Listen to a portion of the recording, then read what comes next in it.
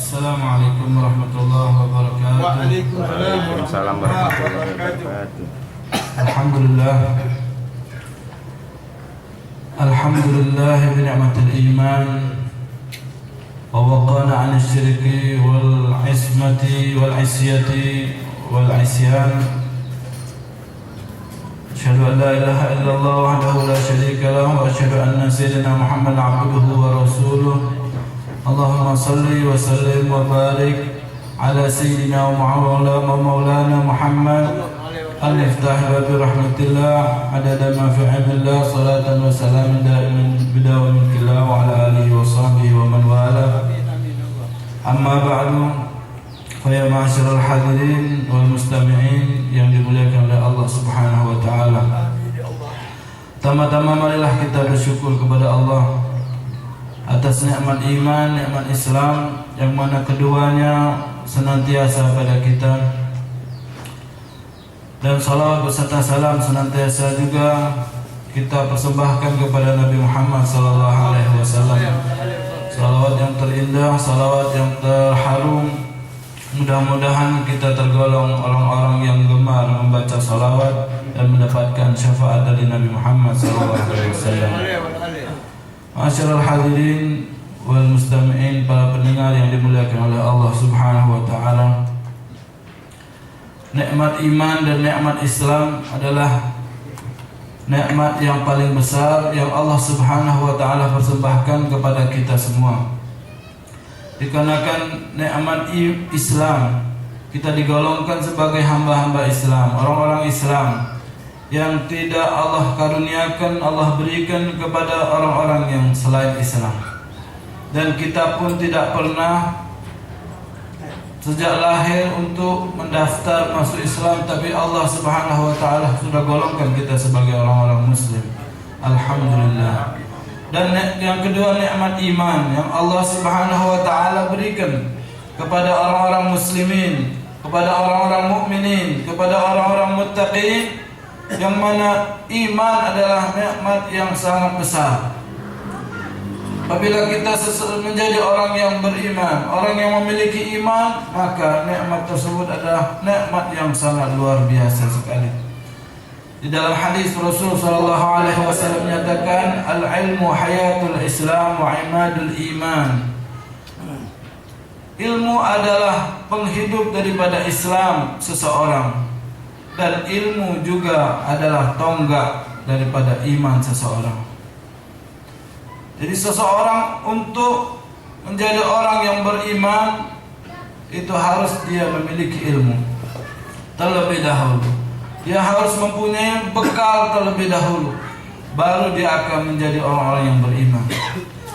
Dan alhamdulillah, apabila seseorang berada dalam ketaatan, apabila seseorang berada dalam keadaan melakukan kebaikan, maka iman bersemayam padanya. Iman akan naik padanya, iman akan tinggi pada seorang tersebut. Seperti kita hadir pada majlis seperti ini, kita hadir dalam acara majelis ta'lim, kita hadir dalam acara haul, kita hadir dalam acara-acara kebaikan, ketaatan, dan kita saat melakukan ibadah, maka iman tersebut akan tinggi dan lebih baik daripada sebelumnya. Ini yang harus kita perhatikan. Ini yang harus kita wujudkan pada diri kita, agar kita selalu dan suka untuk hadir pada majlis-majlis yang baik, pada tempat-tempat yang baik, dikarenakan tempat tersebut akan meninggikan, menguatkan iman seseorang. Kadang seseorang, kita melihat orang yang ada di belakang kita, orang yang ada di hadapan kita, yang mana mereka senantiasa melakukan ketaatan, kemaksiatan. Mereka berada asik dalam kemaksiatan mereka, kelalaian mereka, kesibukan mereka, dunia mereka, seolah-olah dalam pandangan kita mereka jauh dari Allah Subhanahu wa taala. Ini kadang kita melihat dan tidak luput dari pandangan kita. Kita lewat pada suatu tempat, pasti di situ kita lihat orang-orang yang banyak lalai kepada Allah. Oleh karena itu, kita pun jangan menjadi orang yang malas, menjadi orang yang putus asa, Kenapa mereka itu senantiasa dalam kemaksiatan, dan kenapa kita sibuk dengan ketaatan, sibuk dengan perbuatan baik? Jangan pun kita menjadi gelisah dan susah. Ketahuilah keadaan kita pada saat ini, pekerjaan orang-orang yang taat, kelakuan orang-orang yang baik, sesungguhnya pekerjaan mereka adalah pekerjaan yang mendapatkan ridha dari Allah Subhanahu wa taala. Dan biarlah mereka-mereka yang senantiasa masih dalam keadaan lalai mereka, dalam keadaan lupa mereka, kemaksiatan mereka, biarlah mereka lakukan hal tersebut. Dan insya Allah, kalau Allah akan memberikan hidayah kepada seseorang, maka dia akan berubah menjadi orang yang baik dan orang yang baik. Ini yang kita wujudkan, kita simpan dalam hati kita akan husnuzan kita kepada hamba-hamba Allah Subhanahu wa taala. Idza dakhalatil hidayatu qalban nashatat ibadati a'dha'u. Apabila hidayah sudah masuk pada hati seseorang, sanubari seseorang, maka mau tidak mau dirinya akan menjadi orang yang taat. Kepribadiannya akan menjadi baik dan lebih baik, bahkan akan mengalahkan orang-orang yang biasa-biasa melakukan kebaikan. Jadi hendaklah janganlah kita jumawa, janganlah kita bersedih, putus asa dengan pekerjaan yang kita selama ini seolah-olah kita belum mendapatkan hasil. Ketahuilah bahwasanya insya Allah kita akan mendapatkan derajat yang tinggi di sisi Allah Subhanahu wa taala dengan pekerjaan-pekerjaan yang kita lakukan secara kontinu, secara istiqomah. Dan biarlah mereka dengan keadaan mereka, siapa tahu nanti Allah akan berikan hidayah kepada mereka. Ini hal yang harus kita perhatikan buat diri kita dan kaum muslimin yang dalam keadaan lalai mereka dengan pekerjaan-pekerjaan mereka. Hadirin wal mustami'in yang dimuliakan oleh Allah Subhanahu wa taala, memang kaum muslimin dalam masa demi masa, dalam kurun demi kurun merosot keimanannya, merosot akhlaknya, merosot keilmuannya.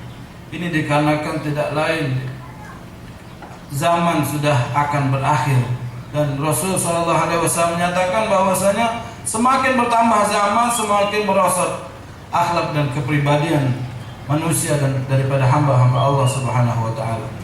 Sehingga kita sebagai orang-orang yang mukminin kepada Allah Subhanahu wa taala, mukminin cinta kepada Rasul sallallahu alaihi wasallam, hendaklah kita mempertahankan dan terus menjaga keimanan kita kepada Allah Subhanahu wa taala, dan terus cinta kita kepada Nabi Muhammad sallallahu alaihi wasallam dengan mengikuti sunnah-sunnahnya.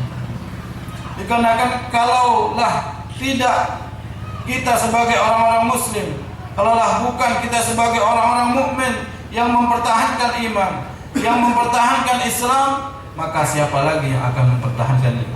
Maka siapa lagi yang akan membela agama Allah? Siapa lagi yang akan beribadah kepada Allah Subhanahu wa taala? Dan siapa lagi yang akan mengisi surga-surganya Allah Subhanahu wa taala? Pastilah Allah wariskan surga-surga tersebut, kenikmatan-kenikmatan tersebut kepada hamba-hamba Allah yang bertakwa kepada Allah Subhanahu wa taala. Dan insya Allah apabila kita berjalan pada tariqatul alim, kita berjalan pada tariqatul khair, maka seolah-olah kita akan sudah berjalan ataupun akan menempuh jalannya surganya Allah Subhanahu wa taala. Secara tidak langsung kita sudah berjalan menempuh kepada surganya Allah Subhanahu wa taala. Ini yang harus kita prinsipkan pada diri kita, sehingga kita akan senantiasa menjadi orang-orang yang baik, istiqomah dengan pekerjaan kita. Hadirin yang dimuliakan oleh Allah Subhanahu wa taala, di dalam kitab Zabur Allah Subhanahu wa taala mewasiatkan kepada Nabi Allah Daud alaihi salam. Allah menyatakan, innal aqilal hakim, sesungguhnya orang-orang yang berakal, orang-orang yang bijaksana. Dikatakan orang yang berakal, orang yang bijaksana, hendaklah dia tidak melepaskan 4 waktu. 4 masa dalam kesehariannya. Dia senantiasa melakukan 4 hal dalam seharinya, berjumlah 24 jam, berjumlah daripada ribuan menit dan ribuan detik. Dia tidak lepaskan 4 hal. Yang pertama, dia sa'atun yunaji rabbah. Dia pergunakan satu masa, satu saat untuk bermunajah kepada Tuhannya. Tidak ia lupakan munajah kepada Allah Subhanahu wa taala. Senantiasa ia wujudkan suatu masa, satu saat ibadah kepada Allah Subhanahu wa taala. Mungkin kalau kita terlintas dalam pikiran kita waktu tersebut yaitu tengah malam.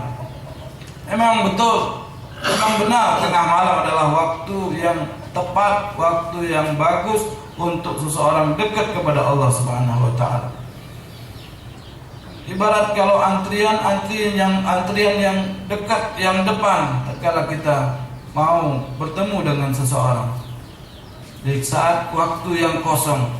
Kapan waktu kosong di hadapan Allah? Yaitu di tengah malam. Boleh. Apabila kita punya kesempatan, kita ada waktu, kita pergunakan waktu tersebut, saat tersebut untuk ibadah kepada Allah Subhanahu wa taala. Kita niatkan, ya Allah, ini adalah waktu saya, ibadah saya, munajah saya dekat kepadamu ya Allah. Berdoa, menangis, tunduk dan tersungkur kita di hadapan Allah Subhanahu wa taala. Kita persembahkan semua hajat-hajat kita. Kita persembahkan semua ibadah-ibadah kita kepada Allah Subhanahu wa taala. Maka orang yang berakal pasti dia akan menggunakan waktu tersebut. Kalau tidak ada waktu, tidak terbiasa, ketiduran, maka pada setiap sholat 5 waktu kita. Kalau sholat saja kita lalai, bagaimana yang lainnya? Sholat saja kita tidak niatkan, kita tidak khususkan niatkan untuk bermunajah kepada Allah, bersimpuh kepada Allah, apalagi waktu-waktu yang lainnya. Di saat sholat 5 waktu tersebut kita niatkan, ya Allah, saat ini, waktu ini aku bermunajah kepadamu, aku persembahkan ibadahku kepadamu ya Allah, sehingga sholat kita betul-betul khusyuk dan betul-betul hadir hati kita. Jadi maka benar kata Rasulullah SAW, apabila sholat seseorang baik, sholat seseorang bagus, maka yang lainnya akan bagus. Sebagaimana hisabnya seseorang apabila sholatnya bagus, sholatnya sempurna, maka hisab yang lainnya akan bagus dan mengikuti kebaikan dan kebagusan sholatnya tersebut. Inilah dikatakan orang yang berakal. Sehingga dalam setiap kali kita sholat, setiap kali kita ibadah, kita niatkan bahwasanya inna sholati wa nusuki wa mahyaya wa mamati lillahi rabbil alamin. Kalau sholat sudah pasti untuk Allah, tapi kita harus sadarkan lagi, kita harus fokuskan lagi bahwasanya betul-betul sholat ini, waktu ibadah ini untuk Allah, untuk Engkau ya Allah. Hidupku harus juga kita persembahkan untuk Allah Subhanahu wa taala. Sungguhnya hidup kita kalau kita pergunakan, kita niatkan untuk Allah Subhanahu wa taala, maka hidup kita pasti akan teratur. Kita punya keluarga kita untuk Allah Subhanahu wa taala. Kita didik dengan aturan-aturan Allah. Kita punya usaha, kita niatkan bekerja, berusaha untuk Allah Subhanahu wa taala, maka pasti usaha kita, pekerjaan kita dalam keadaan taat kepada Allah Subhanahu wa taala. Karena kan kita adalah orang yang berakal, orang yang sadar. Maka orang yang sadar, orang yang berakal, dia punya satu masa, satu kesempatan. Saat dia ibadah, di saat dia melakukan aktivitas, maka dia niatkan bermunajah, ibadah, mendekat kepada Allah Subhanahu wa taala, baik tengah malam ataupun dalam waktu-waktu yang lainnya. Terlebih lagi pada waktu sholat 5 waktu. Karena Allah Subhanahu wa taala tahu pastilah manusia ini dalam keadaan lalainya, dalam keadaan sibuknya, Allah wajibkan 5 waktu saja, agar mereka dalam satu hari itu tidak lupa kepada Allah, tidak lalai kepada Allah Subhanahu wa taala, maka hendaklah kita pergunakan 5 waktu tersebut dengan sebaik-baiknya. Apabila seseorang sholat tepat pada waktunya, apabila seseorang sholat dengan secara berjamaah, apabila seseorang sholat dengan khusyuknya, maka sudahlah sempurna ibadahnya. Ini kadang-kadang kurang sempurna dikarenakan kita tidak memperhatikan ibadah sholat kita 5 waktu, sehingga yang lainnya mengikuti saja. Yang kedua, hendaklah dia mempunyai waktu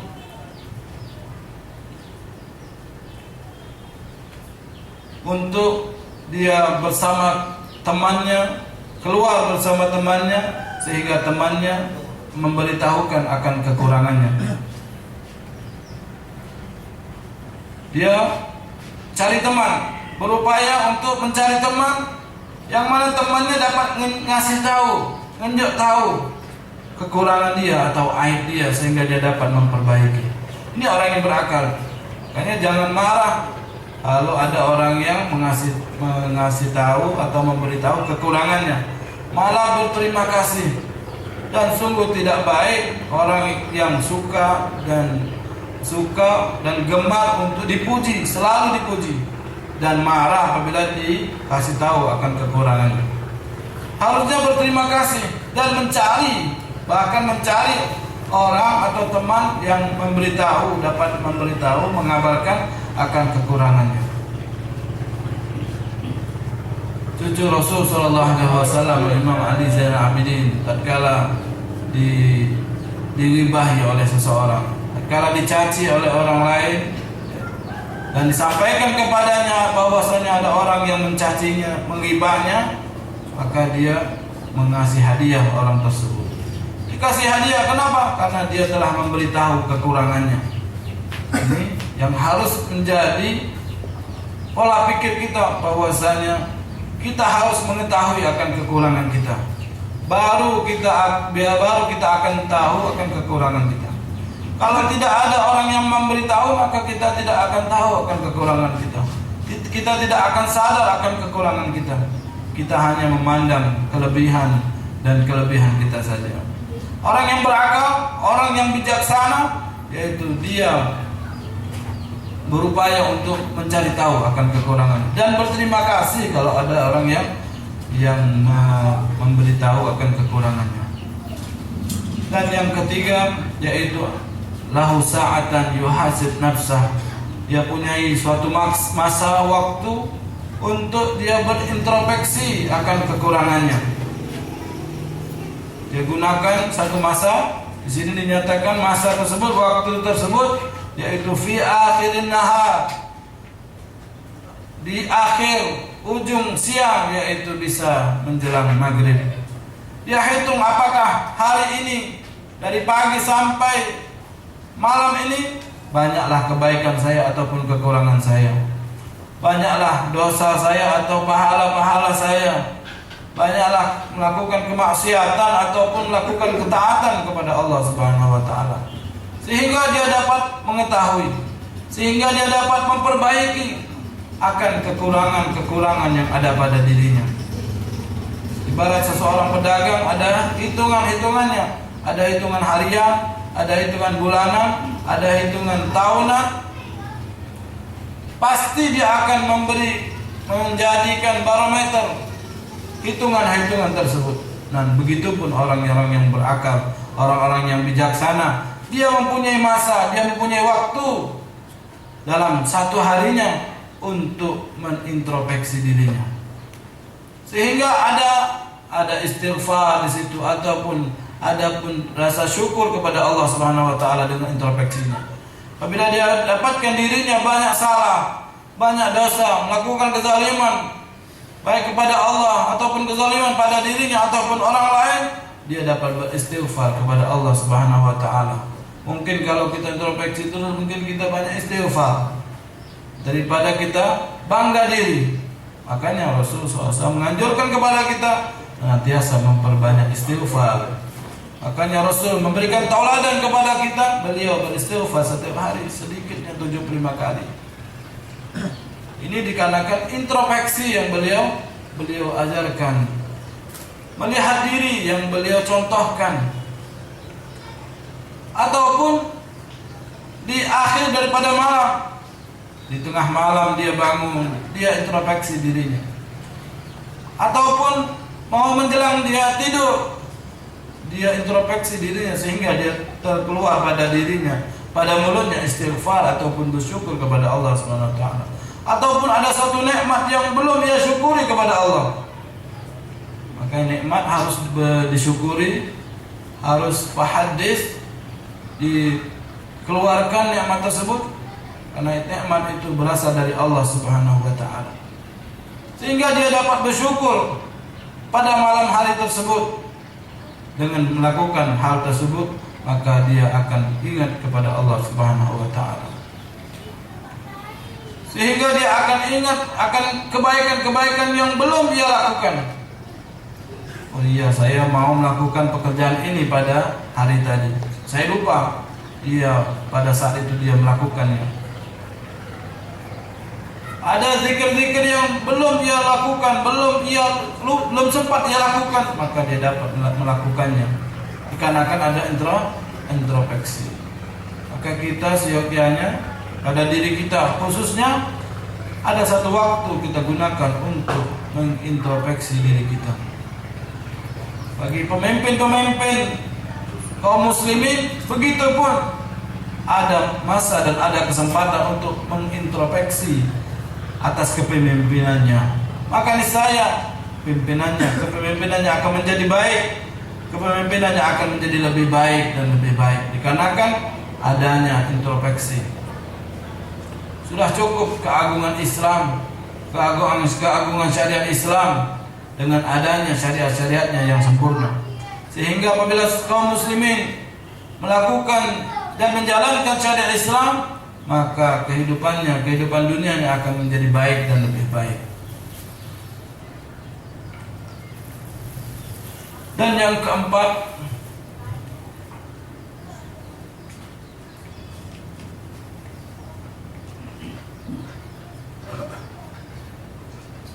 dia mempunyai satu kesempatan di dalam satu harinya, dia meninggalkan hal-hal yang mubah, makanan-makanan yang boleh, yang halal tapi kurang baik, maka ia gunakan kesempatan dalam satu hari tersebut. Pekerjaan-pekerjaan yang mubah, pekerjaan-pekerjaan yang boleh tapi kurang sempurna bagi orang-orang yang soleh, meninggalkan apa yang tidak mengapa dilakukan tapi berpengaruh di dalam hubungannya dengan Allah Subhanahu wa taala, berpengaruh dalam hubungannya dengan Rasulullah sallallahu alaihi wasallam. Ini adalah dia punya kesempatan dan punya masa. Sehingga di dalam kesehariannya penuh dengan ingat kepada Allah Subhanahu wa taala. Di dalam kesehariannya penuh dengan upaya untuk mendekatkan diri kepada Allah dan upaya mendekatkan diri dengan sunnah-sunnah Nabi Muhammad SAW.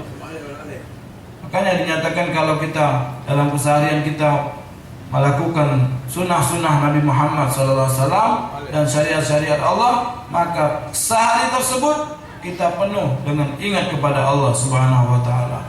Baik kita di rumah, apalagi dan juga kita di pasar, di tempat kerja, apalagi di tempat masjid ataupun mushola, tempat yang penuh dengan ingat kepada Allah Subhanahu wa taala.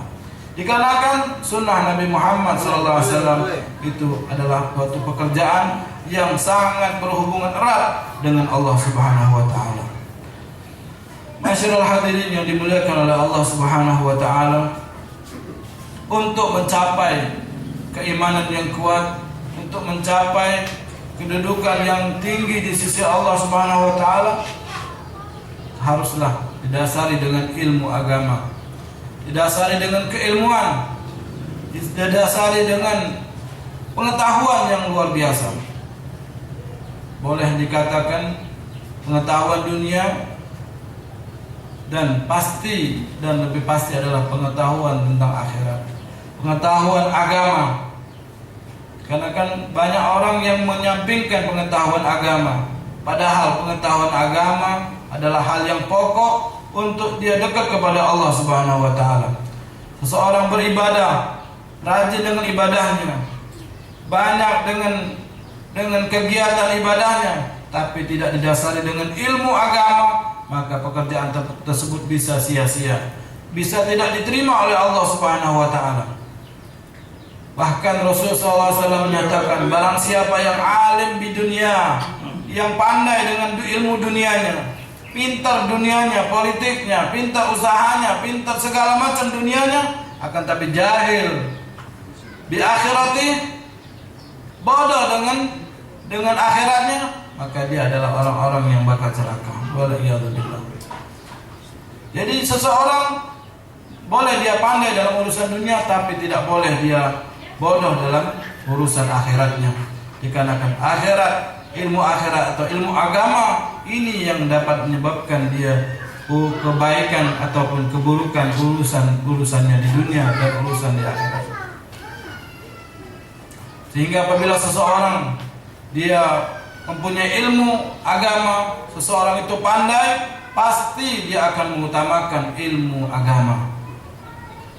Karena ilmu agamalah yang menyebabkan dia akan baik dalam kehidupan dunia dan baik dalam kehidupan akhirat. Hadis Rasul sallallahu alaihi wasallam tadi menyatakan bahwasanya al-ilmu hayatul Islam wa imadul iman, bahwasanya ilmu agama adalah penghidup daripada Islamnya. Kalau Islamnya mau baik, keislamannya mau sempurna, maka haruslah didasari dengan ilmu agama. Kalau imannya mau kuat, haruslah dia kuatkan ilmu agamanya. Nyatakan orang yang berilmu bukan orang yang harus mempunyai ilmu yang banyak. Orang yang berilmu hendaklah yaitu orang yang mempunyai ilmu dan dia mengamalkan akan ilmunya, dan dia berjalan pada ilmunya tersebut. Itu dikatakan orang yang berilmu. Jadi walaupun kita mempunyai ilmu sedikit, tapi dengan keilmuan itu kita amalkan, kita jalankan, kita berjalan pada ilmu tersebut, maka itu termasuk kategori orang yang berilmu. Walaupun seseorang mempunyai ilmu yang banyak, akan tetapi dia tidak mengamalkan, dia tidak berjalan dengan ilmu tersebut, maka belum dikatakan dia adalah orang yang berilmu. Diceritakan bahwasanya seorang dari Bani Israel pada zaman dahulu, ia banyak mempunyai buku-buku yang sangat luar biasa sekali. Sampai-sampai nyatakan ada 80 peti dia punya buku-buku. Tapi buku-buku yang banyak tersebut tidak bermanfaat baginya, tidak dia gunakan, tidak dia praktekkan. Kalau kita taruh dalam gerobak, dalam lemari, mungkin 50 lemari mungkin banyaknya. Tidak bermanfaat buku-buku tersebut, kitab-kitab tersebut. Maka Allah Subhanahu wa taala suruh Nabi pada saat itu untuk menasihatinya, untuk mengajarkan kepadanya. Dan Nabi tersebut mengajarkan kepadanya, wahai fulan, andaikan engkau mempunyai buku-buku, kitab-kitab yang lebih banyak daripada ini, maka semuanya tidak akan bermanfaat buatmu kecuali apabila engkau mengamalkannya. Jadi ilmu yang kita miliki, ilmu yang kita gunakan, ilmu yang kita pelajari, kita dengar, hendaklah kita amalkan. Maka niscaya ilmu tersebut akan bermanfaat kepada kita. Ilmu tersebut akan memancarkan cahaya kepada orangnya. Cahaya ilmu akan tampak pada wajahnya. Cahaya ilmu akan tampak kepada pribadiannya. Dalam pujangga Arab dinyatakan, ra'aitul izza fi ilmin wa fi adabin wa fil jahli al-madallatu wal hawanu. Aku melihat keagungan, kemuliaan ada pada orang yang berilmu dan ada pada orang yang beradab. Dan aku melihat kehinaan ada pada orang yang bodoh, yang tidak memiliki ilmu. Jadi kalau kita berjalan dengan keilmuan kita, berjalan dan melangkah, bersikap dengan keilmuan agama kita, maka kita akan tampak pada diri kita, kepribadian kita, orang-orang yang mulia. Orang yang berilmu akan menjaga ucap katanya, perkataannya. Orang yang berilmu akan menjaga kepribadiannya, perbuatannya, sikapnya. Dia tidak akan menyakiti orang lain. Dia tidak akan mengganggu orang lain. Dia tidak akan merugikan orang lain. Dia tidak akan menzalimi dirinya, menzalimi orang lain. Ini orang yang berilmu. Kemuliaan akan tampak pada kepribadiannya, dalam sikapnya. Ini orang-orang yang berilmu. Walaupun ilmu kita sedikit, tidak banyak, tapi kita amalkan. Kita berjalan pada ilmu tersebut, maka orang melihat, wah, dia ini orang yang mulia. Dia adalah orang yang hebat, padahal ilmu kita sedikit. Dan orang yang berilmu pasti dia akan merasa dia tidak berilmu, merasa kurang. Masya Allah, antum nih banyaknya nih ilmunya. Saya juga masih kurang. Saya juga masih sedikit ilmunya. Kenapa? Karena dia adalah orang yang berilmu. Orang yang berilmu selalu merasa kurang. Bagaikan menyelam di lautan, tambah menyelam tambah dalam, tambah menyelam tambah dalam. Ya usul bahar man arada al-ali wa man arada al-ula sahirul layali. Menyelam di lautan barang siapa yang menginginkan mutiara yang berharga. Mau cari ilmu, mau mendapatkan ilmu, mau menjadi orang yang mulia, mau menjadi orang hebat, adalah dia harus berusaha lebih kuat dan lebih gigih. Waman sahirul layali, waman yaghussul bahri man arada al-ali wa man arada al-ula. Barang siapa yang menginginkan kemuliaan, sahirul layali, adalah bangun malam. Mau mulia, bangun malam. Mau menjadi orang yang berilmu, banyak belajar dan lebih gigih dalam belajarnya. Mau menjadi orang yang hebat, adalah dia bersungguh-sungguh di dalam perbuatan dan sikapnya. Jadi dengan keilmuan seseorang akan mencapai segala hal. Dinyatakan bahwasanya man arada dunya fa'alaihi bil ilm wa man arada akhirah fa'alaihi bil ilm wa man arada huma fa'alaihi bil ilm. Mau dunia dengan ilmu, mau akhirat dengan ilmu, mau dua-duanya dengan ilmu. Imam Syafi'i menyatakan bahwasanya ini menunjukkan akan keagungan dan kebesaran ilmu agama. Dengan ilmu dia mendapatkan kebahagiaan dunia dan kebahagiaan akhirat. Dengan ilmu seseorang bisa tahu akan keutamaan ilmu. Dengan ilmu seseorang akan tahu akan tinggi derajat orang-orang yang berilmu, orang-orang yang mulia. La ya'riful fadla illa li ahli al-fadli. Tidak akan mengetahui suatu keutamaan kecuali orang tersebut adalah orang yang mulia.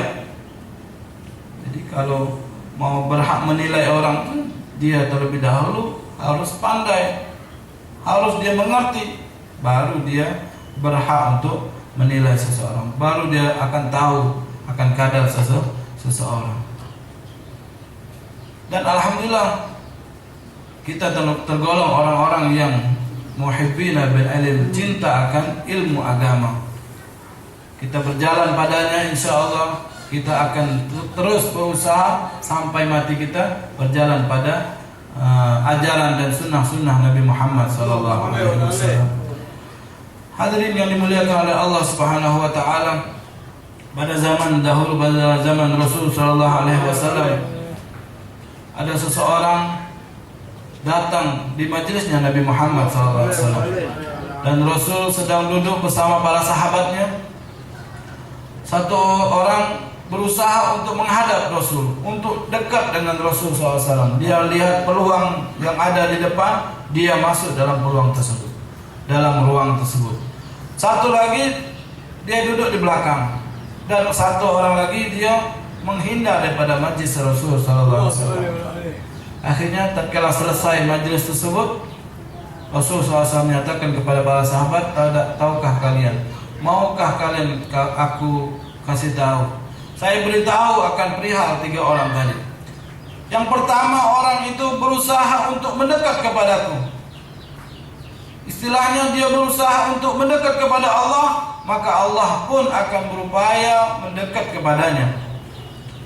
Berusaha untuk mendapatkan ilmu, maka dia akan mendapatkan keilmuan tersebut. Berupaya untuk dekat kepada Allah, maka Allah pun akan lebih dekat kepadanya. Dan orang yang kedua, dia mau dalam keadaan sedang-sedang saja, maka dia pun akan mendapatkan keilmuan yang sedang. Dia mau menghadap kepada Allah hanya biasa-biasa saja, maka Allah pun mendekat kepadanya biasa-biasa saja. Dan orang yang ketiga menjauh daripada ilmu, berarti menjauh daripada Allah, maka Allah pun akan menjauh daripadanya.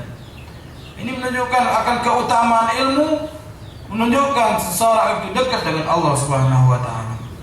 Dia cinta akan tempat-tempat ilmu, cinta akan ilmu, berarti dia berupaya untuk cinta kepada Allah Subhanahu wa taala. Karena ilmu ini adalah batasan atau barometer seseorang dekat dengan Allah ataupun ia jauh dengan Allah Subhanahu wa taala. Dengan ilmu dia akan mendapatkan kemuliaan di sisi Allah Subhanahu wa taala. Dengan ilmu dia akan mendapatkan derajat yang tinggi di sisi Allah Subhanahu wa taala. Jangan kita menjadi orang-orang yang awam, yang hanya mau biasa-biasa saja. Bagaimana aktivitas ibadahnya? Alhamdulillah, cak lama tulang. Bagaimana kualitas mau dekat dengan Rasul sallallahu alaihi wasallam? Alhamdulillah, biasa-biasa saja. Bagaimana dekatmu dengan Allah Subhanahu wa taala? Alhamdulillah, cak lama tulang. Ini orang-orang yang adalah orang yang awam, orang yang berupaya untuk mendekat kepada Allah, orang yang berupaya untuk lebih dekat dan lebih dekat dengan Allah, maka dia mengupayakan dirinya, waktunya, dan dengan segala aktivitasnya bagaimana untuk mendekatkan diri dan lebih dekat lagi dengan Allah Subhanahu wa taala.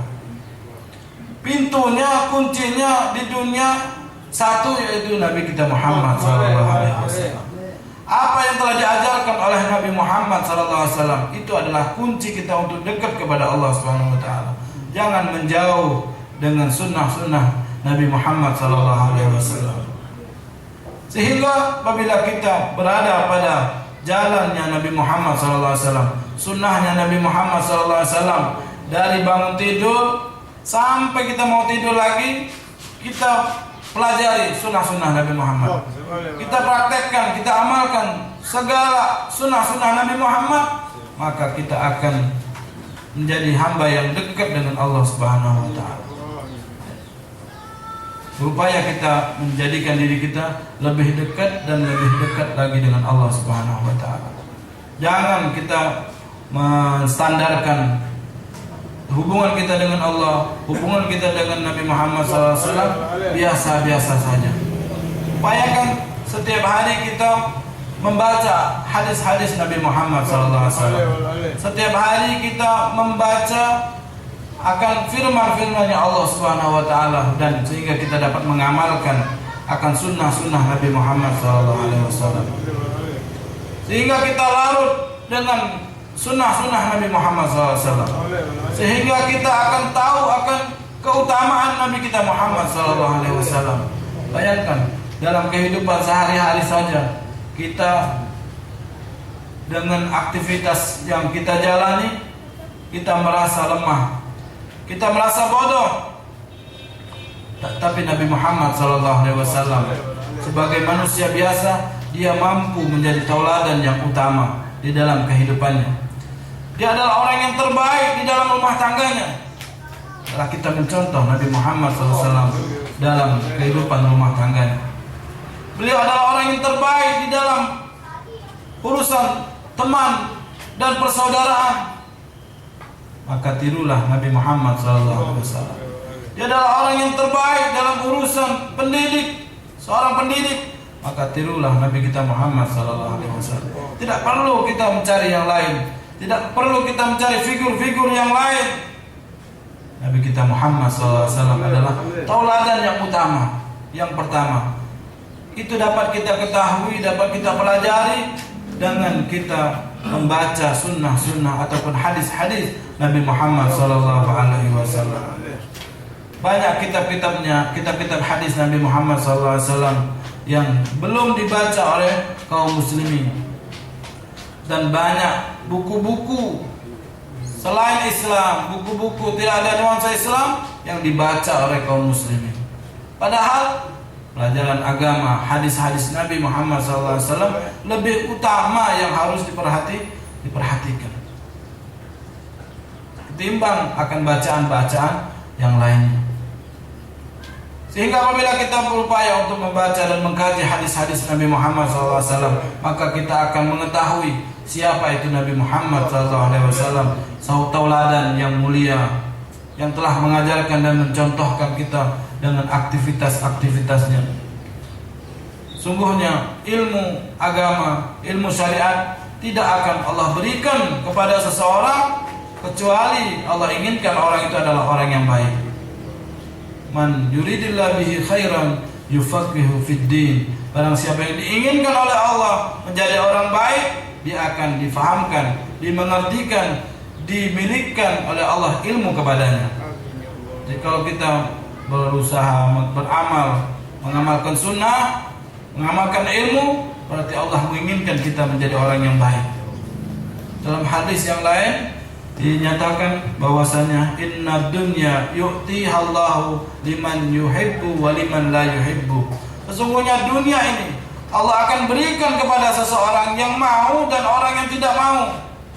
Ya, kadang-kadang anak baru lahir sudah dapat warisan. Dia tidak mau, tidak tahu dia. Tapi dunia inilah Allah berikan kepada orang yang mau dan orang yang tidak mau. Maka jangan kita takut dengan dunia, dengan urusan dunia. Jangan kita gelisah dengan urusan dunia. Selagi kita berusaha, selagi kita mau untuk mencari rezeki, Allah akan berikan rezeki tersebut. Allah berjanji Allah akan menanggung rezeki orang-orang yang hamba-hambanya yang melata di dunia ini. Bagaimana cerita Nabi Allah Sulaiman? Dia tidak sanggup untuk memberi makan 1 hari semua makhluk. Baru ikan paus saja dia tidak sanggup. Tapi Allah dengan kuasanya memberikan rezeki semua makhluk yang ada di alam ini. Jadi dunia Allah akan berikan kepada orang yang mau dan orang yang tidak mau. Akan tetapi al-ilmu yu'tiha Allahu liman yuhibbuhu minal abrar. Ilmu tidak Allah akan berikan kecuali orang-orang yang Allah inginkan akan kebaikan padanya. Jadi kalau dunia kita mau atau tidak mau akan sampai kepada kita. Tapi kalau ilmu harus kita cari dan harus kita gapai. Ilmu akan bertambah dengan kita memberi, dengan kita ajarkan. Seorang mengajar, dia akan bertambah ilmunya. Allah akan kasih ilmu laduni lebih daripadanya. Bagaimana yang dinyatakan oleh Rasulullah SAW, man alima wa amila wa 'allama warasallahu ilman ma la ya'lam. Barang siapa yang mempunyai ilmu kemudian dia mengamalkan dan dia ajarkan, maka Allah akan berikan ilmu yang tidak dia ketahui. Jadi kalau kita dapat ilmu, kita sudah amalkan, kita kasih tahu orang lain, utamanya keluarga-keluarga kita, teman-teman kita ajarkan, maka Allah akan berikan kepadanya ilmu yang tidak dia ketahui, ilmu laduni. Dalam hadis yang lain, man alima wa amila wa 'allama yud'a 'aziman fi malakutis samawat. Orang yang belajar ilmu, punya ilmu, dia amalkan, dia ajarkan kepada orang lain ilmunya, maka namanya akan disebut di sisi hamba-hamba yang dekat dengan Allah Subhanahu wa taala. Fulan bin fulan adalah orang yang mengamalkan ilmu, orang yang mulia di sisi Allah Subhanahu wa taala disebut, sehingga makhluk-makhluk Allah kenal dengan orang-orang yang suka mengajarkan ilmu agama, orang yang suka mengamalkan ilmunya. Ini akan keutamaan, kemuliaan orang-orang yang mempunyai ilmu. Tidak harus ilmu yang banyak, cukup dengan ilmu yang sedikit tapi diamalkan, dipraktekkan dan diajarkan kepada orang lain. Sehingga Al-Imam Asy-Syafi'i radhiyallahu an, beliau mengatakan bahwasanya man ta'allama al-Qur'an azumat qudratuhu Man ta'allama al-Qur'an 'azumat qimatuhu. Barang siapa yang belajar Al-Qur'an, belajar ilmu Al-Qur'an, belajar tafsir Al-Qur'an, apa yang ada dalam Al-Qur'an, maka akan agung nilai pribadinya. Nilai dirinya akan menjadi tinggi dan mahal. Karena Al-Qur'an adalah suatu yang paling mulia. Dan juga menurut ahli ilmu bahwasanya ilmu Al-Qur'an adalah ilmu yang paling mulia. Jadi kalau kita belajar Al-Qur'an, menghafal Al-Qur'an dan seterusnya yang berhubungan dengan Al-Qur'an, maka nilai kita akan agung, akan besar di sisi Allah Subhanahu wa taala dan di sisi manusia. Wa man ta'allama al-fiqh nabula qadruhu. Barang siapa yang belajar ilmu fikih, maka akan bagus nasibnya di dunia dan di akhirat. Belajar ilmu fikih, jangan malas dan jangan sungkan kita belajar ilmu fikih, akan bagus nasibnya di dunia dan di akhirat. Waman katabal hadis qawiyat hujjatuh. Barang siapa yang menulis, belajar hadis dan mendalami ilmu hadis, maka akan kuat dalil-dalil ia miliki. Banyak akan perbendaharaan ilmu agama yang bersumber daripada hadis. Banyak keilmuan yang tidak ia dapatkan daripada ilmu yang lain, ia dapatkan dalam hadis. Bagaimana sejarah Nabi bersama istri-istrinya? Bagaimana sejarah peperangan Nabi bersama para sahabat-sahabatnya? Bagaimana sikap Nabi tatkala beliau mendapatkan ujian dan lain sebagainya? Akan kuat dalil-dalilnya, akan bagus perbendaharaan ilmunya tatkala dia mempelajari ilmu al-hadis. Wa man ta'allama al-hisab jazul ra'yu. Barang siapa yang belajar matematik, ilmu hitung, maka akan tangkas pikirnya, pola pikirnya akan tangkas. Belajar ilmu hitung, apa saja yang berkenaan dengan ilmu hitung. Wa man ta'allama al-arabiyya raqqa tabi'atuh. Barang siapa yang belajar bahasa Arab, maka akan lembut kepribadiannya, tabiatnya akan lembut, karena begitu indahnya kalau seseorang belajar bahasa Arab, grammar bahasa Arab, tata bahasa yang ada dalam bahasa Arab, menjadikan tabiatnya akan lembut, akan baik. Waman lam yasun nafsah lam yanfa'hu ilmuh. Barang siapa yang tidak dapat menjaga, tidak pandai menjaga dirinya, maka tidak akan bermanfaat ilmunya. Jadi ilmu harus kita jaga, ilmu harus kita amalkan, ilmu harus kita praktekkan, sehingga ilmu itu akan bersinar dan menyinari kepada seseorang yang mengamalkannya.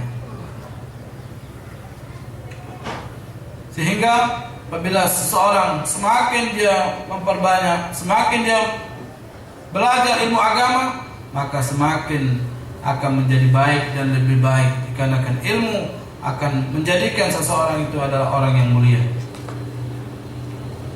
Begitupun orang yang bodoh, orang yang tidak belajar, orang yang tidak mau berkembang dengan keilmuannya, tidak mau mengamalkan ilmunya, maka akan tampak pada dirinya, pribadiannya, orang yang hina, orang yang tidak mulia.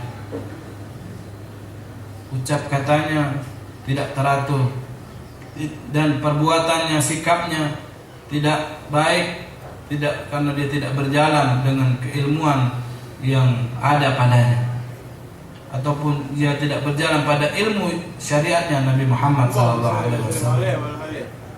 Sehingga akan tampak pada orang yang berilmu, orang yang mengamalkan ilmu, sesuatu yang luar biasa. Bila kita melihat ataupun kita perhatikan orang-orang yang mempunyai ilmu yang sangat luar biasa, maka di dalam kepribadiannya, di balik kepribadiannya, tampak orang yang luar biasa. Karena kenapa? Karena ilmunya, bukan orangnya. Tapi kita lihat orang-orang yang tidak berilmu ataupun orang yang tidak mengamalkan ilmunya, tampak kehinaan dan kebodohan, sehingga dapat dipermainkan dan dicaci maki oleh orang lain. Maka beruntunglah orang-orang yang mengamalkan ilmu, orang-orang yang mempunyai ilmu dan mengamalkan akan ilmunya. Mudah-mudahan kita tergolong daripada orang-orang yang mengamalkan ilmu dan orang yang mendapatkan kemuliaan dengan ilmu tersebut. Amin ya rabbal alamin. Mungkin ini saja yang dapat disampaikan. Mudah-mudahan kita senantiasa berjalan pada jalannya Nabi kita Muhammad SAW. Amin ya rabbal alamin. Adani Allah wa iyyakum ila aqwamit thariq wa ahsanit thariq wal afu minkum. Assalamualaikum warahmatullahi wabarakatuh.